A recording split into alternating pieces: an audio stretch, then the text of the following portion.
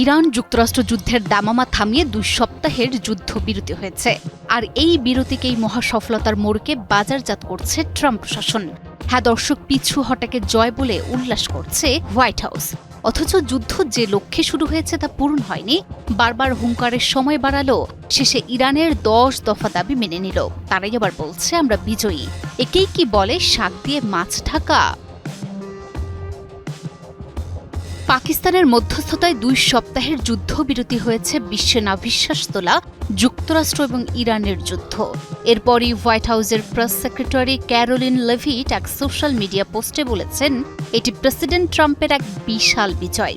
তার যুক্তি, মাত্র 38 দিনেই নাকি অপারেশন এপিক ফিউরির সব লক্ষ্য পূরণ হয়ে গেছে। কিন্তু লক্ষ্যটা ঠিক কি ছিল? ইরানের দাবি অনুযায়ী নীতিগতভাবে ইরানের 10 দফা দাবি মেনে নেয়া, নাকি বারবার হুমকি দিয়ে কাজ না হওয়ায় শেষমেশ যুদ্ধবিরতির ঘোষণা দেয়া? তাছাড়াও জয়ের কারণ হিসেবে তিনি আরও বলেছেন, ট্রাম্পের উদ্যোগেই কৌশলগতভাবে গুরুত্বপূর্ণ হরমুজ প্রণালী পুনরায় খুলে দেওয়া সম্ভব হয়েছে। অথচ বাস্তবতা হলো, হরমুজ প্রণালী বন্ধ হওয়ায় তেলের বাজার যখন টালমাটাল, তখন পিছু হটা ছাড়া ট্রাম্পের হাতে বিকল্প কিছুই ছিল না। তাই যুদ্ধ করে নয়, বরং শর্ত মেনে নিয়ে পথ পরিষ্কার করাকে যদি বিজয় বলা হয়, তবে পরাজয় কাকে বলে তা নিয়ে নতুন অভিধান লিখতে হবে।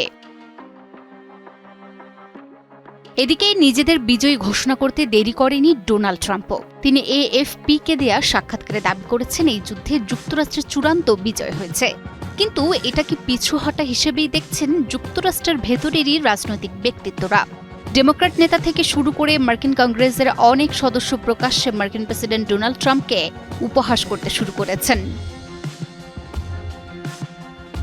মার্কিন ডেমোক্র্যাট সিনেটর ও ডেমোক্র্যাট দলের নেতা চাক শুমার প্রেসিডেন্ট ডোনাল্ড ট্রাম্পের সমালোচনা করে বলেন, আমি খুশি যে ট্রাম্প পিছু হটেছেন এবং তিনি নিজের হাস্যকর ফাঁকা বুলি থেকে বেরিয়ে আসার জন্য বিভিন্ন উপায় খুঁজছেন। শেষ কথা হলো, রাজনীতির ময়দানে পরাজয়কে বিজয়ের রং দিয়ে রাঙানো একটি শিল্প। হোয়াইট হাউস সেই শিল্পেই এখন মগ্ন। ডেমোক্র্যাটরা হাসছে, বিশ্ববাসী অবাক হচ্ছে, আর তেহরান সম্ভবত এখন মুচকি হেসে কফির কাপে চুমুক দিচ্ছে।